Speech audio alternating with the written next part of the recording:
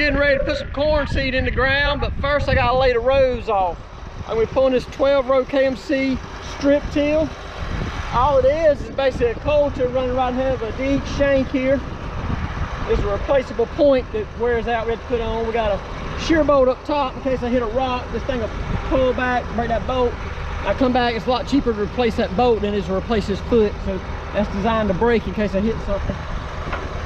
Behind that's 2 wavy discs. They throw up a little bit of a bed, and then these packing wheels make it smooth. So I'm gonna dig a deep, soft trench for my seed to go in. So I have a deep, soft root zone for the plant to grow. And I'm gonna form up a little bed around it, and I'm gonna pack it down smooth. Leave it just a small little flat bed to grow the plant on. I'm waiting on my green star to load up, get my rows brought up. I'm gonna be pulling this 12-row KMC strip till with a John Deere 8335R today. It's been giving us a little bit of trouble. Nothing mechanical, it's just sensors. That's the same old story with John Deere every day. More sensor issues, but it's having some electrical sensor issues, giving us a little bit of problem, but I think we got the kinks worked out. We're working on it. This green star, pull up my rows, we'll start laying them off.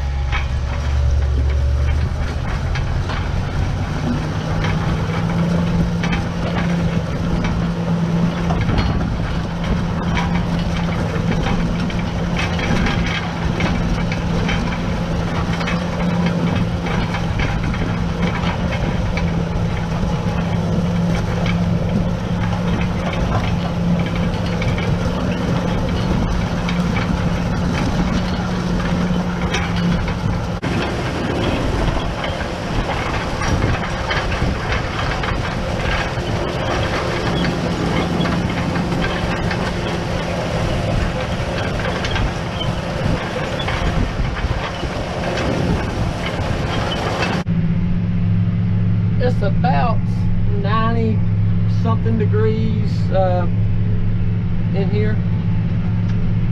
The air conditioning, we're having a lot of electrical problems today, and so the fan will cut on and then it'll cut right back off. It may run 5 minutes and it may stop and not run for 30 minutes. A lot of electrical issues going on, so can't keep the air running in here. It won't stay running. I know some of y'all say, oh, boo-hoo, you got a tractor with GPS driving it and your air conditioning don't work. It's not that simple. This is a big greenhouse. See all these windows? This is a greenhouse. That's a heater. So I'm sitting inside a greenhouse that's on top of a 300 horsepower heater. So it gets warm in here in a quick hurry when the air conditioning don't work. I had a neighbor down the road drove tractor for us a little while, and the air conditioning went out on him in early March. There ain't no problem, I keep driving this. You ain't gonna drive it far. And he quickly learned, it don't matter how cold it is outside, you've got to have air conditioning inside these tractors. Ain't nothing but a big greenhouse, and it gets hot in a hurry in here. So it's a little warm right now. I'm hoping the AC will cut on pretty soon. If not, we're going to do something else. We're going to find a way to remedy the problem. We stopped earlier to work on it, and by the time my brother-in-law got here, he got in here and cut it on. It worked fine. Made me look kind of silly. That's the way it works sometimes, but I'm hoping it'll start back working. If not, it's going to be a long day. Here you can see what the strip till's actually doing. This coulter's making a little line here. My big shank is following that little break in the crust. My 2 wavies throwing dirt back to that furrow I've created, and then we're smoothing it out with this packing wheel. So it leaves us some nice smooth rows out here. The planter will get on my exact same GPS coordinates and follow these rows to the inch so that the corn roots are right in that furrow I've created with that deep foot. That means that it's critical that this GPS works properly, which has not been the case. We had a problem getting the GPS started up. It wanted to reboot, it kept wanting to reboot, wouldn't never reboot. Even though it was saying it needed to. Ended up having to change the screen. put a new screen in here, it wanted to reboot, and it did, and it erased all the data, all of it. So every row on every field erased, and all that data, you know, had been shared across all our devices. We have these GPS units in multiple tractors and combines, sprayers, and they all use the same information. Well, it's now gone. So now I got to recreate the rows, and we'll put a jump drive in here and share it to the next tractor, and share it from the one after that, and share it to the one after that, and got to do that on every single field. So one of them days, but we rolling, we making corn rows, and my brother-in-law John's gonna follow here with them 12-row corn planters right after me and see if we can get some seed in the ground.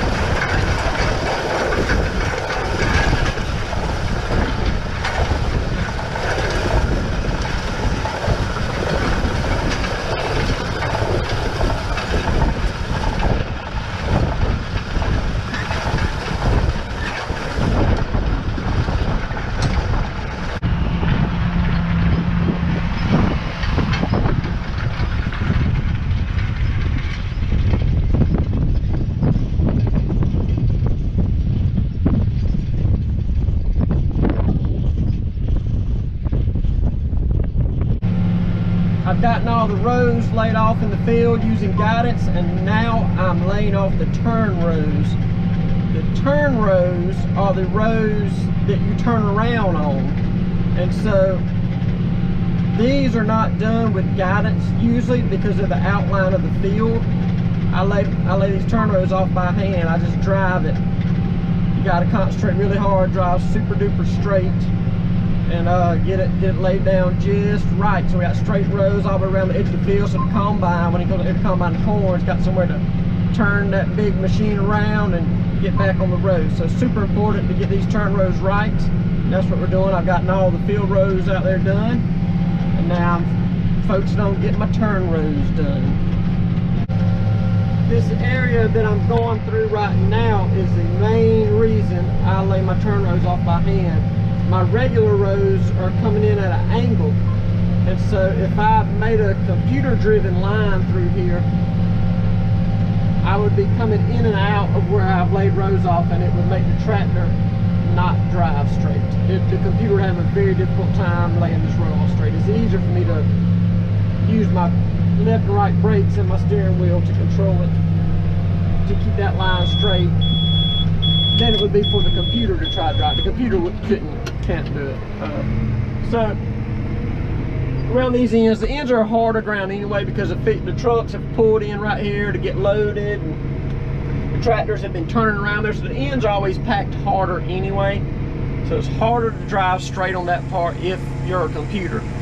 And so I'll do my whole field making my rows with the computer making them straight lines across the field, and when it gets time to do the turn rows, put it down on the ground, I drop down a gear, hold on that wheel, keep a foot on my, I can switch from left brake to right brake, because with this big load behind you buried way down the ground, you can turn your wheel all the way one direction and you don't go that direction. You gotta turn your wheel and use your brake, when you got a 12-row strip till buried in the dirt behind you. And so I have a left brake and a right brake to help me steer. So that's it for laying off turn rows. We're about to fold this baby up and bring him into the barn. Thanks for watching. See y'all next time.